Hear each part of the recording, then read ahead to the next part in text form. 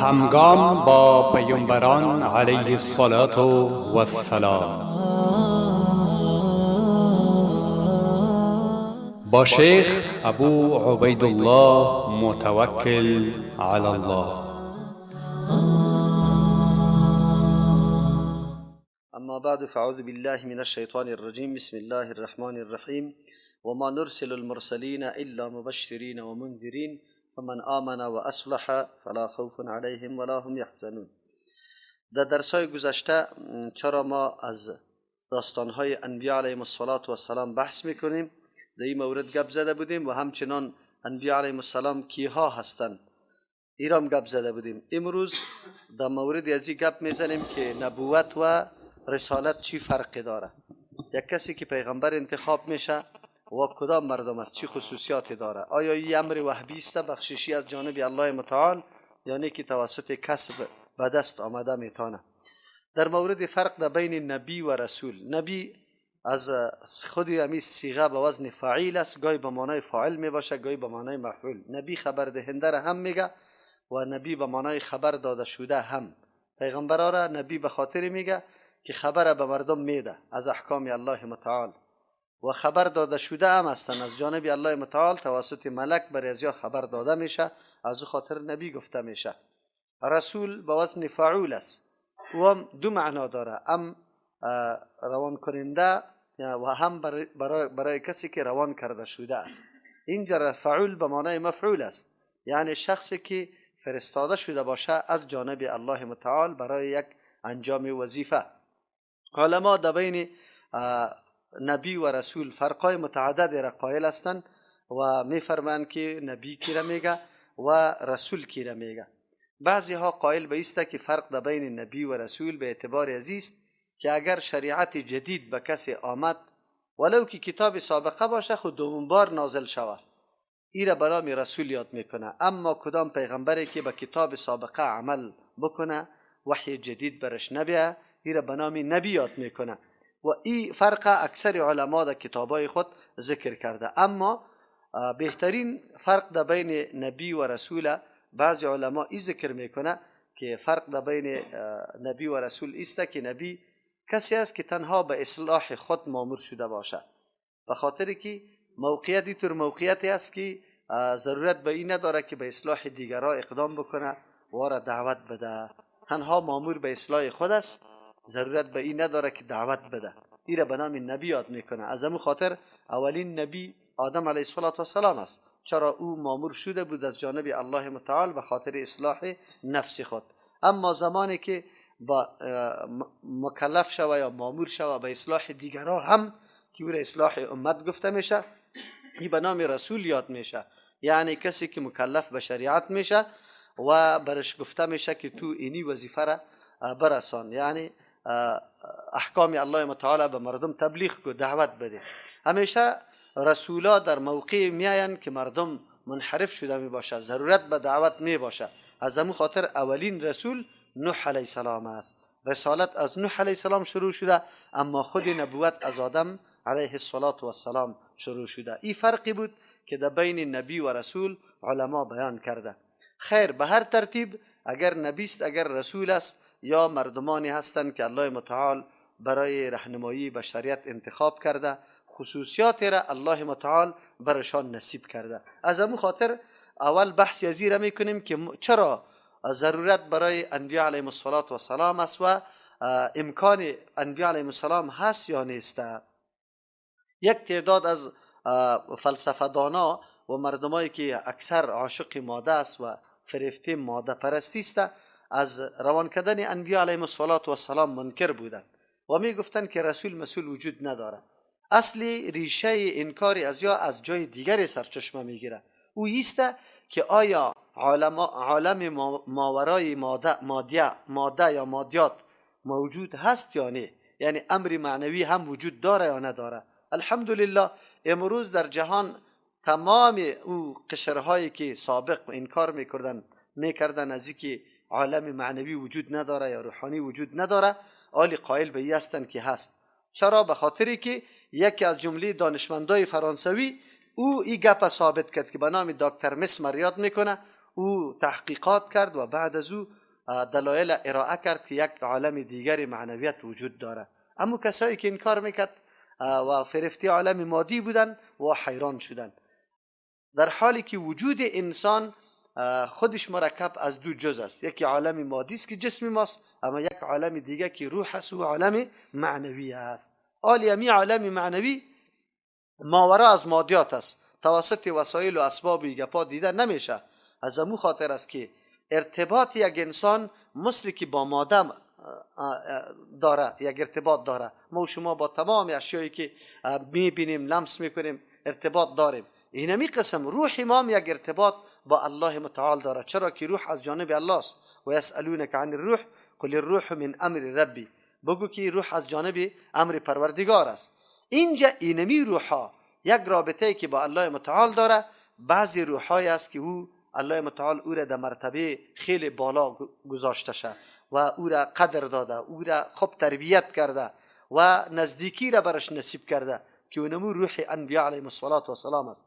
و اونمو مردم الله انتخاب میکنه به خاطر که تمام آن چیزی را که الله متعال اراده کرده برای بشر برسانه. این موضوع ممکن بودن عزیزت که انبیاء علیهم السلام در جامعه امکان عزیره داره که بیایه، به خاطر که وقتی انسان از دو جز مرکب شد، عالم روحی هم برایش موجود است، عالم معنوی. اینمی عالم معنوی تکمیل میشه، ضرورت پیدا میکنه که با امو ذاتی که ایره روان کرده با او رابطه داشته باشه و هر قدر که رابطه قوی باشه امو قدر به الله متعال نزدیکی حاصل میشه. آلی الحمدلله در این عصر فعلی ما مردمایی که حتی انکار از وجود الله میکرد و قائل به ایسته که بله یک هستی وجود داره.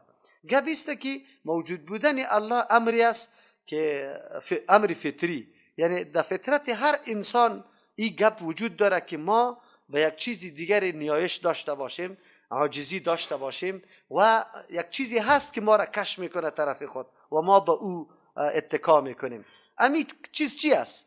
این معلوم کردنی امچو توسط عقل شده نمیتونیست. از امو خاطر اگر عقل میتونیست بعد کل انسان ها مساوی میبودن، یک چیز انتخاب میکرد. مثلا برای اظهار عاجزی یک کسی اگر بت انتخاب کرده بعد کل انسان ها بتاره انتخاب میکرد برای اظهار عاجزی خود. اما دیدیم که تفاوت آمد. کسی محتاب چی کرد؟ برای خود تعیین کرد برای معبودیت خود. کسی آفتابه، کسی حیواناته، کسی بت ساختگی خوده، کسی طبیعته. آن چیزی که در طبیعت خیلی قویتر و خوشتر برش معلوم میشد امور انتخاب برای عبادت خود میکرد و اظهار عاجزی خود برای او میکرد. معلوم شد که عقل نتونست، چرا که عقل اگر میتونست یک چیز انتخاب میکرد. آلی برای ازی که اینمی چیزی که ما برش عاجزی را ظاهر کنیم توسط کی بشناسیم؟ کی برای ما ای را معرفی میکنه؟ ضرورت شد به ای که الله اطور اشخاص را روان بکنه که وا از هر طرف تایید شده باشه. مردمانی که خطا سرشان صورت نگیره، مردمانی که از نگاه عقل، از نگاه همه چیز سالم هستند، همون مردما باید بیا و الله متعال برای ما معرفی بکنه. در مورد صفات الله متعال پیغمبران برای ما بیان میکنه. چرا هر انسان در زندگی خود به سه چیز ضرورت داره و سه عقیده مهمترین عقیده است. یک عقیده به الله و یک عقیده به روز آخرت و سوم چیزی که خیلی ما نیاز به عقیده برای ازو داریم، آن چیزی را که الله متعال توسط انبیاء علیهم السلام من حیث قانون یا شریعت روان کرده که ما برش باور داریم. ایمان به الله متعال این نیاز فطری انسان است. ما پیشتر گفتیم که هر انسان در تلاش نمازی هست، چرا در وجودی در فطرت هر انسانی گذاشته شده که این نیایش به کسی میکنه و او توسط انبیاء علیهم السلام مشخص میشه. عالم آخرت که عالم غیبی است، این هم توسط عقل معلوم نمیشه. وجود یک جهان دیگری که او دارای خیر و شر است، مثلا دارای جنت و دوزخ است، اونجا حالات محاسبه است، این عقل درک کرده نمیتونه. این میسته که انبیاء علیهم السلام عالم غیبی را که آخرت است او را برای ما معرفی میکنه، جنت و دوزخش برای ما تفصیلش بیان میکنه و آن چیزی که مناسب این حالت است ما میتونیم توسط دستورات یا راهنمایی انبیاء علیهم السلام برای خود پیدا بکنیم. از همون خاطر است که در مجموعه تاریخ انسانیت با وصفی که فاصله ها خیلی زیاد بعید است، دور است، در نفس پیغمبر بودن یا نبی بودن در یک قوم تقریبا کل مردم مشترک است. عقیده اتفاقی داره که بله پیغمبر است. البته در جزئیات اختلاف است. مثلا یهود نصارا در نفس آمدن پیغمبر چی دارن؟ اتفاق دارن، اما اختلاف در است که پیغمبر کی باشه، از کجا باشه، چه اوصافی داشته باشه. این موضوع است که اختلاف در بین مردم واقع شده. پس معلوم شد که در هر طایفه یک شخصی که او واقعا در بین تمام اشخاص ورزیده باشه، این مردم عقیده داره و امی انبیاء علیهم السلام است که مردم دعوت داده به سوی آن چیزی که سعادتشان است و از آن چیزی که سبب بدبختیشان میشه او را بیم داده. که ما آیت قرآن کریم هم خواندیم، الله متعال انبیاء علیهم السلام که روان میکنه، این دو وظیفه را در سر میرسانه و مردم راه واقعی خود پیدا میکنه. این مسئله امکان آمدن انبیاء علیهم السلام است که باید در جامعه بشری انبیاء علیهم السلام موجود باشه. چرا گفتیم که عقل تنها کفایت نمیکنه؟ آلی امی خصوصیات انبیاء علیهم السلام چی است؟ آیا این توسط عبادت های زیاد، توسط نسب خیلی قوی، یا توسط جمال خوب، یا توسط اخلاق خوب به دست آمده میتونه؟ نه خیر. نبوت یک امری است که از جانب الله متعال انتخاب میشه. ایتو نیست که کمایی شوه به کسب حاصل شوه، این گپ نیست. الله متعال انتخاب میکنه. آیت قرآن کریم است، آیت 75 سوره حج، الله متعال میفرماید الله یستفی من الملائکه رسولا و من الناس ان الله سمیع بصیر. الله متعال در میان فرشتگان هم انتخاب میکنه کسانی را که پیام آور باشه. رسول در اینجا کسی که پیام میرسانه، مثل که در بین ملائک الله متعال جبریل امین انتخاب برای این وظیفه کرده. بالای انبیاء علیهم السلام امی پیام یا امی وحی الهی را جبریل امین میاره، الله انتخاب کرده. اونجا انتخاب مسئله انتخاب است. و من الناس، در بین مردم الله انتخاب میکنه کسانی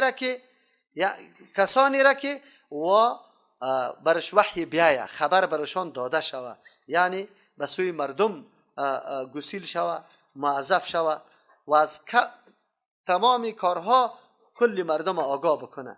چرا؟ به خاطر که ان الله سمیع بصیر، الله شنواست و بیناست. الله میشنوه ضرورت مردم، فریاد مردم میشنوه. از او خاطر مقتضای مردم است که کسی باشه که یار راهنمایی بکنه. ما و شما زمانی که متردد می باشیم در یک امر، نزد عالم مراجعه میکنیم، زمانی که عالم بر ما فتوا میده، گپ میزنه، قلب ما مطمئن میشه، آرام میگیره. در غیر از او انسان مضطرب است. در یک امر حلال و حرام تو واقع شده ای، حالی فکر میکنی چطور کنم، تا وقتی که سوال بکنی یا زنگ بزنی به کدام عالم، از او فتوا بگیری، قلب اطمینان میگیره. در غیر از او متردد میباشی. از او خاطر الله متعال میشنوه استراب مردم، فریادای مردم که مردم به چی نیاز داره و علیم است، میدانه که مردم مصلحتش چی تقاضا میکنه، کدام چیز نیازی مردم است. از او خاطر معلوم میشه که انبیاء علیهم السلام الله متعال انتخاب میکنه. آیه 33 سوره آل عمران الله متعال میفرماید ان الله اصطفى، یقینا الله برگزیده، انتخاب کرده. ما و شما وقتی که در پارلمان کسی میروه، یکی انتخابی است و یکی انتصابی. انتصابی او را میگه که از طریق ریاست جمهوری کسی چی میشه، مقرر میشه که اینی گپ است. یکی است که در مجموعه یک کسی را انتخاب میکنه. اینجا الله متعال برگزیده در بین کل بشریت کی را؟ آدم و نوح علیه السلام و آل ابراهیم، در اولاد ابراهیم علیه السلام مثل اسحاق، اسماعیل، یعقوب علیهم السلام، و آل عمران، آل عمران که موسی علیه السلام است، عیسی علیه السلام است، علی العالمین، بالای باقی مخلوقات. در بین مخلوقات الله متعال ای اشخاصه، ای افراد چی کرده؟ برگزیده برای انجام اینمی وظیفه. چون ای وظیفه خطیر و بزرگ است، الله متعال انتخاب میکنه.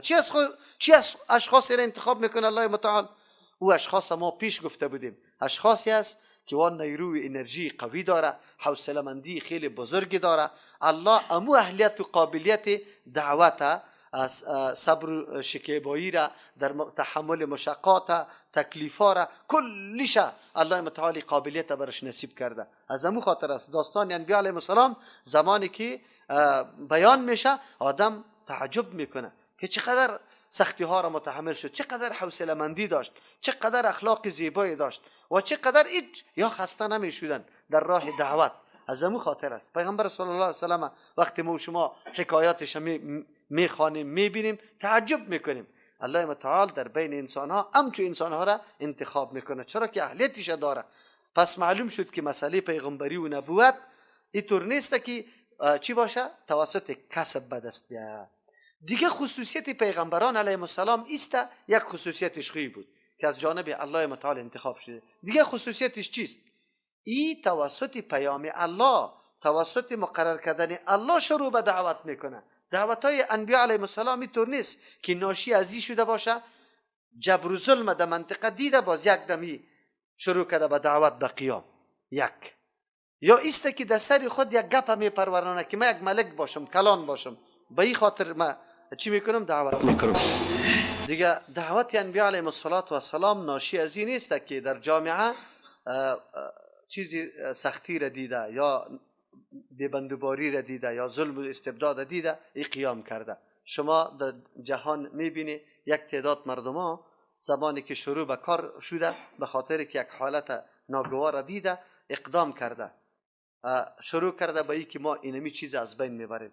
پس اینمی دعوت امو آدم به ختم شدن امو ناهنجاری یا بیبندوباری خود به خود خاتمه پیدا میکنه، قرار میشینه. و همچنان دعوت انبیاء علیهم السلام به خاطر تیزی زکواتشان، هوشیاریشان یا مثلا کمال عقلشان به این خاطر آغاز و شروع نشده.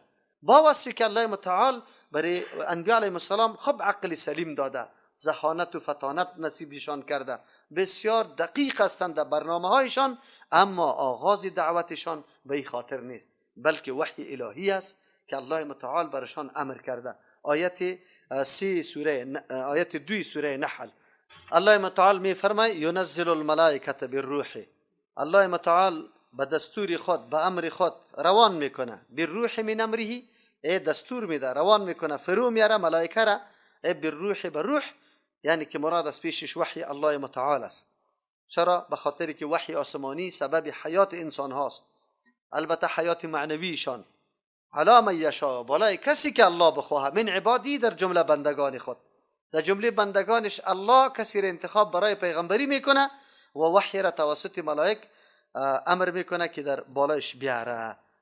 به خاطر چی؟ ان انذروا، که شما بیم بده. انبیاء علیهم السلام مامور میشه توسط امین نزول وحی که یا بیم بده کی را؟ مردم. انه لا اله، بیم بزی بده که مخالفت از اینمی پیام نکنه. کدام پیام؟ لا اله الا انا. الله متعال می فرماید که شما بیم بده مردم که مخالفت اینی پیام نکنه که نیست لایق پرستش و بندگی غیر از ما. الله متعال می فرماید غیر از ما دیگه کس لایق پرستش و بندگی نیست.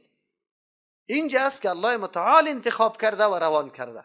این نشأت از خود نفسی امی انسان نشده. پیغمبر علیه السلام 40 سال با وصفی که امانت داشت، با وصفی که صداقت داشت، با وصفی که عقل سلیم داشت، با وصفی که فطانت و ذهانت داشت، اما نه دعوی پیغمبری را کرده و نه شروع و آغاز دعوت خود کرده تا وقتی که وحی الهی نآمد، که اولین بار وحی بالای پیغمبر صلی الله علیه و سلم در غار حرا میاد. الله متعال میفرماید فتقون، بد خود نگاه کنی از مخالفت نکنی. شما از این یک تا پرستی که توسط انبیاء علیهم السلام برای شما تشریع میشه شما مخالفتش نکنید. پس معلوم شد که پیغمبر و یک کسی دیگری که نابغه است، پاچا است، دعوتگر یک چیسته گروه است، مصلح است، رهبری ملی است، هیچ وقت پیغمبر چیسته مثل از وا نیست و مقایسه با پیغمبر نمیشه و آغاز دعوتش کارشان حتما یک انگیزه داره. از بخاطر اونمو انگیزه کار خود آغاز کرده. امروز ما طایفه های خیلی مختلف میبینیم، هر کدام طرف خود دعوت میده اما یک انگیزه داره، یک هدف داره. اونو انگیزه و هدف ایره وادار به این ساخته که یا برای خود گروپ جور کنه یا مردم به سوی امو کار دعوت بکنه. اما انبیاء علیهم السلام طور نیست. انبیاء علیهم السلام مامور و موظف از جانب الله متعال میشه. باز چی فرقی پیدا میشه که در بین دعوت پیغمبران و دعوت دیگران؟ دعوت پیغمبران ناشی از وحی است و دعوت دیگران ناشی از عوامل دیگری هست. چی فرق در بینشان است؟ زمانی که امو عوامل از بین میره یا به دست میه اما اهداف حرکت و دعوت توقف میکنه دیگه پیش نمیره. اما انبیاء علیهم السلام قطعا توسط عوامل نفسی، روحی، مشکلات، مزاحمات قطعا متاثر نمیشه. دعوت از یا مستمر است، چون فرمان الله بالای از یا مستمر است. اینطور نیست که تو این امروز دعوت بده صبا دعوت نمیدی. شما ببینید تمام اعمار انبیاء علیهم السلام مکمل در دعوت تیر میشه، با وصفی که تمام مشکلات برشان پیدا شده و به این قناعت نداده خدا که بس است امی قدر ما کردم دیگه توان ندارم.